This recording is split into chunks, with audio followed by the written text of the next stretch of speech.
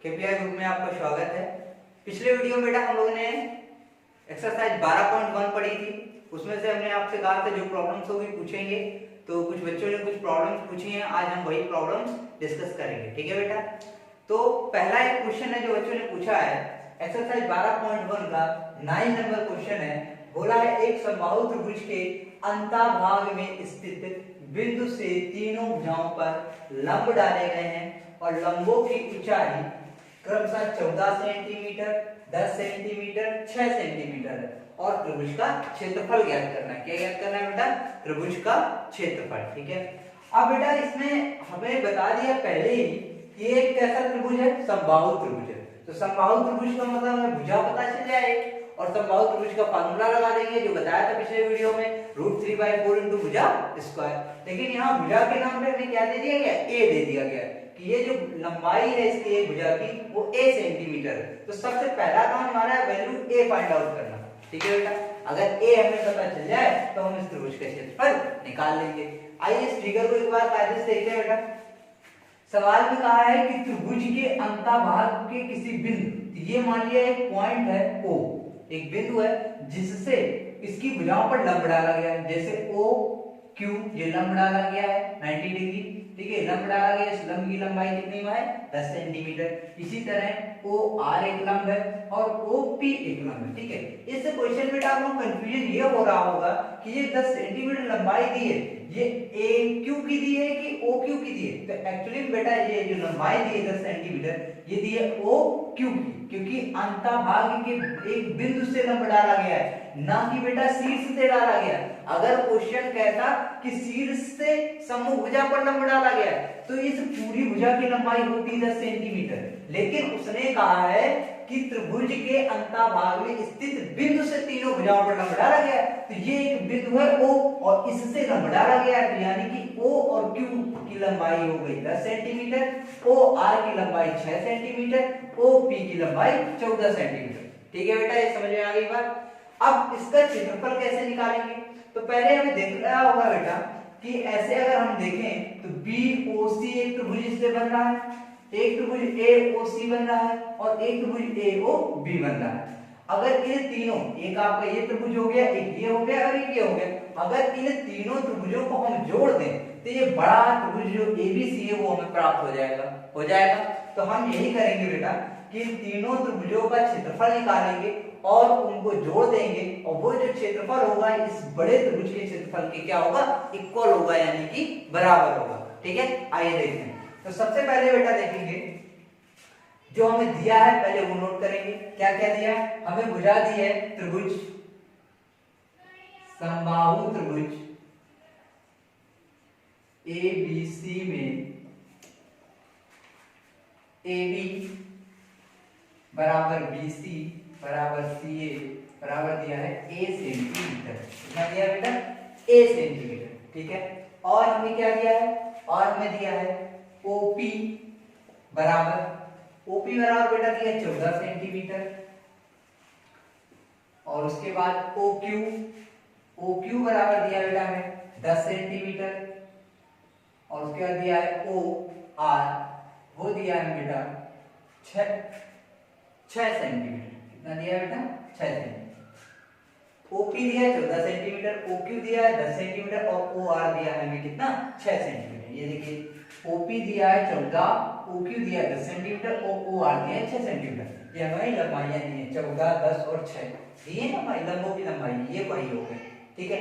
अब क्या करेंगे? इसके जो त्रिभुज के टुकड़े हैं बेटा, जैसे एक त्रिभुज है AOB, दूसरा BOC और तीसरा AOC, इनके क्या करेंगे? अलग अलग क्षेत्रफल निकालेंगे। तो सबसे पहले क्या करेंगे? त्रिभुज AOB का क्षेत्रफल, त्रिभुज AOB का क्षेत्रफल निकालेंगे। तो त्रिभुज AOB का क्षेत्रफल अगर देखा जाए बेटा तो त्रिभुज AOB कहाँ है? ये बना है AOB, ये बना हुआ। तो इसके लिए ये हमारा AB आधार हो गया बेटा और ऊंचाई इसकी क्या हो गई? OP, क्या हो गई? OP।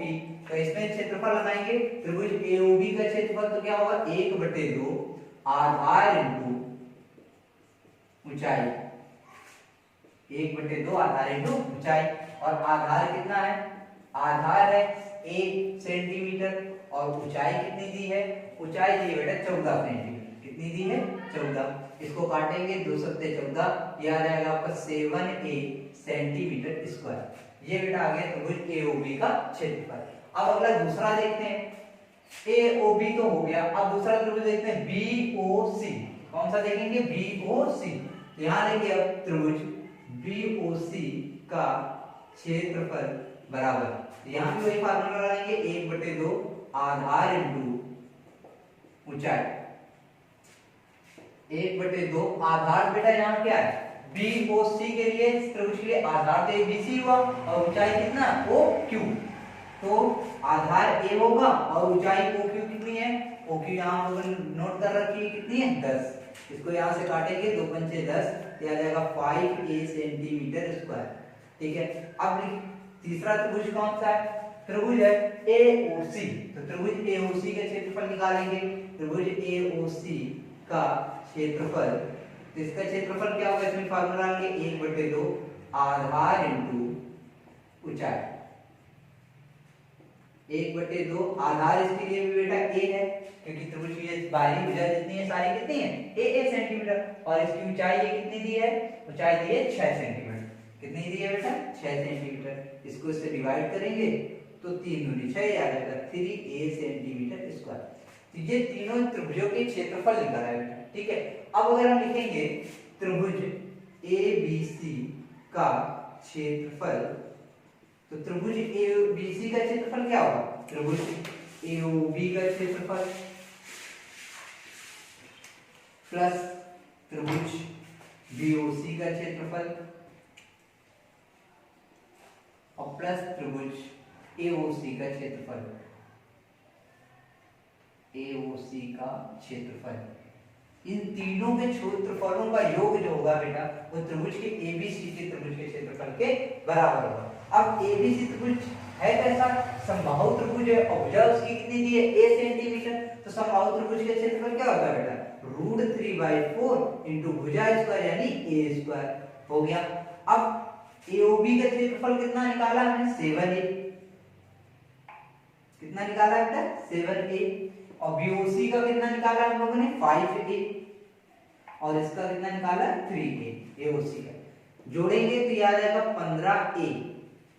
ठीक है, 15a आया, और यहाँ पर कितना √3/4 इंटू a स्क्वायर, यहाँ से एक a से एक a कट गया, अब यहाँ बचा क्या, तो a बराबर आएगा बेटा आपका, ये 4 उधर गया तो 15 चौको 60 और ये √3 चला जाएगा बटे में। ठीक है, अब इस √3 का ऊपर नीचे क्या कर देंगे, गुणा कर देंगे, तो ये √3 आ जाएगा 3, ये आ जाएगा 60/3 और यहाँ हो जाएगा √3। इसको काटेंगे तो 20 के साथ 20 √3 आ जाएगा सेंटीमीटर, ये आ जाएगा a का मान, किसका आ जाएगा बेटा a का मान, a का मान कितना आ गया 20 √3 सेंटीमीटर। ठीक है, अब निकालना किसका है त्रिभुज एबीसी का क्षेत्रफल, तो आप निकाल देंगे, यहाँ लिखेंगे त्रिभुज एबीसी का क्षेत्रफल, और त्रिभुज एबीसी कैसा है समबाहु त्रिभुज है, तो इसका क्षेत्रफल क्या होगा समबाहु त्रिभुज का √3/4 इंटू भुजा स्क्वायर, फार्मूला बताया था पिछले वीडियो में, तो ये आ जाएगा √3/4 इंटू भुजा स्क्वायर, भुजा कितनी है a यानी कि a का स्क्वायर, तो √3/4 इंटू a का मान कितना निकाला हम लोगों ने 20 √3, कितना निकाला है 20 √3 का होल स्क्वायर, ये आ जाएगा √3/4 इंटू इसका होल स्क्वायर करेंगे तो 20 का तो 400 हो जाएगा स्क्वायर, और √3 कितना हो जाएगा 3, 4 से काट देंगे इसको तो 100 आ जाएगा, और 3 से गुणा करेंगे तो आ जाएगा 300 √3 सेंटीमीटर स्क्वायर, यही हमारा क्या होगा बेटा आंसर।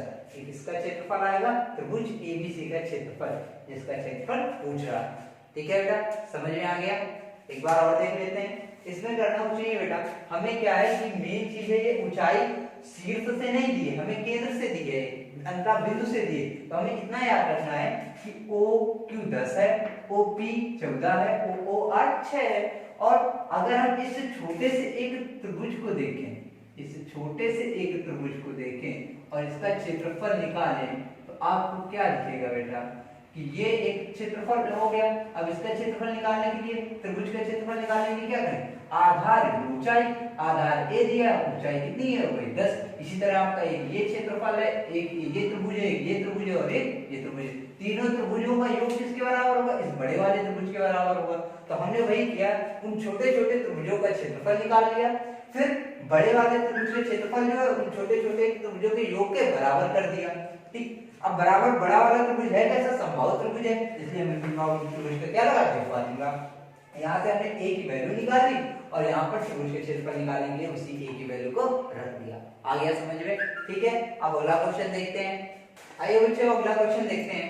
अगला क्वेश्चन क्या है, अगला क्वेश्चन है बेटा, कह रहा है एक त्रिभुज का परिमाप 50 सेंटीमीटर है और त्रिभुज की एक भुजा सबसे छोटी भुजा से 4 सेंटीमीटर अधिक लंबी है और तीसरी भुजा जो है वो सबसे छोटी भुजा के दोगुने से 6 सेंटीमीटर कम है। तो कह रहा है त्रिभुज का क्षेत्रफल ज्ञात कीजिए। ठीक है, तो हम मान लेंगे बेटा कि जो सबसे छोटी भुजा है वो a सेंटीमीटर है या x सेंटीमीटर है, कुछ भी मानेंगे। ठीक है, माना सबसे छोटी भुजा बराबर x सेंटीमीटर। ठीक है, अब क्या कह रहा है कि सबसे छोटी भुजा हो गई, अब कह रहा है त्रिभुज की एक भुजा, तो मान लिया एक भुजा जो है वो कह रहा है सबसे छोटी भुजा से 4 सेंटीमीटर अधिक लंबी, यानी बड़ी है, और सबसे छोटी भुजा x है तो वो 4 अधिक है तो 4 बढ़ा दिया, यानी कितनी हो गई x + 4 सेंटीमीटर। अब कह रहा तीसरी भुजा, तीसरी भुजा, तो तीसरी भुजा कह रहा है कि सबसे छोटी भुजा के दोगुने से 6 कम है, तो सबसे छोटी भुजा x है उसके दोगुने यानी 2x, और 6 कम है तो 6 माइनस कर दिया, तो ये आ गया 2x - 6 सेंटीमीटर। ठीक है, ये तीनों भुजाएं हमें पता चल गई। अब त्रिभुज का परिमाप क्या है, त्रिभुज का परिमाप, त्रिभुज का परिमाप कितना दिया है, त्रिभुज का परिमाप कितना दिया है 50 सेंटीमीटर, कितना दिया है 50 सेंटीमीटर। ठीक है, अब 50, तो पहली भुजा क्या है x, दूसरी है x + 4 और प्लस तीसरी है 2x - 6, तीनों का योग ही होगा क्या, परिमाप। तीनों भुजाओं का योग ही क्या होता है, परिमाप। अब इनको जोड़ देंगे तो एक एक 2x + 2x + 4 - 6 बराबर 50, तो ये कितना आ गया 4x और 6 में 4 चला जाएगा, -2 बराबर 50, तो ये आ जाएगा 4x बराबर 52 + 2, यहाँ 50 दो जोड़ेंगे तो कितना आ जाएगा 52, ये आ जाएगा 4x बराबर 52। 50 का बेटा ये माइनस कर दो, बराबर इधर ले जाएंगे प्लस का हो जाएगा और 50 में 2 जुड़ेगा 52, तो x बराबर कितना आ जाएगा, x बराबर आ जाएगा 52/4। ठीक है, तो x बराबर 13 चौको 52, 13 आ जाएगा 13 सेंटीमीटर x, यानी सबसे छोटी भुजा जो है वो हमारी कितनी आ गई 13 सेंटीमीटर। यानी कि पहले ये सबसे छोटी भुजा लिखेंगे, सबसे छोटी भुजा बराबर कितना आ गया 13 सेंटीमीटर, और एक भुजा जो थी यानी पहली भुजा वो कितनी थी x + 4, यानी 13 + 4 और 13 और 4 कितना हो गया 17 सेंटीमीटर। ठीक, उसके बाद तीसरी भुजा जो थी, तीसरी भुजा, तो तीसरी भुजा कितनी थी 2x - 6, यानी 2 इंटू और x की वैल्यू 13 आई है और -6 बराबर 13 दूनी 26 - 6, ये आ गया 20 सेंटीमीटर। आ गया समझ में सभी को। ठीक है, तो यानी कि हमारी तीनों भुजाएं आ गई, मतलब a हमारी आ गई 13 सेंटीमीटर, b आ गई 17 सेंटीमीटर और c आ गई 20 सेंटीमीटर। ठीक है, ये चीज क्लियर हो गया। ठीक, a आ गई 13 सेंटीमीटर, b आ गई 17 और c आ गई 20 सेंटीमीटर, तीनों भुजाएं हमें पता चल गई। ठीक है, अब परिमाप कितना दिया है, अब सबसे पहले हम s निकालेंगे। s होता क्या है, s होता है अर्ध परिमाप, आधा परिमाप होता है, और परिमाप हमें कितना दिया है 50, तो 50 का आधा करेंगे तो s बराबर कितना आ जाएगा 25 सेंटीमीटर, कितना आ जाएगा 25 सेंटीमीटर। ठीक, अब निकालेंगे त्रिभुज का क्षेत्रफल, त्रिभुज का क्षेत्रफल और त्रिभुज के क्षेत्रफल फार्मूला क्या होता है, under root S minus A S minus B और S minus C. Under root S का मान कितना आया है, एस का मान है 25, यहाँ आ जाएगा 25 माइनस ए कितना है, ए हमारा है 13, इसके बाद 25 माइनस 17 है बी, उसके बाद आएगा 25 माइनस 20 है, सी की वैल्यू कितनी 20, अंडर रूट यहाँ जाएगा 25 इंटू 25 में 13 गया तो कितना बचेगा 12, 25 में 17 गया तो कितना बचेगा 8, ठीक है, और 25 में 20 गया तो कितना बचेगा 5, अंडर रूट 25 को क्या लिख सकते हैं 5 इंटू 5 लिख सकते हैं बेटा, 12 को क्या लिख सकते हो 2 दूनी 4 4 3 12, ठीक है, 8 को क्या लिख सकते हो 8 को लिख सकते हो 2 दूनी 4 4 दूनी 8 लिख सकते हैं, ठीक है, और उसके बाद 5। तो यहाँ से क्या करेंगे, जो दो दो के जोड़े होंगे उनको बाहर निकाल लेंगे, तो एक 5 का, ये 2 का और ये 2 का, तो ये 5 बाहर आएगा, 2 बाहर आ जाएगा, ये भी 2 बाहर आएगा, और अंदर क्या बचेगा, अंदर आपको बच जाएगा 3 2 और 5, ये कितना आएगा 5 10 20 और रूट 30, 5 10 30, ये आ जाएगा सेंटीमीटर स्क्वायर, ये हमारा क्या होगा आंसर।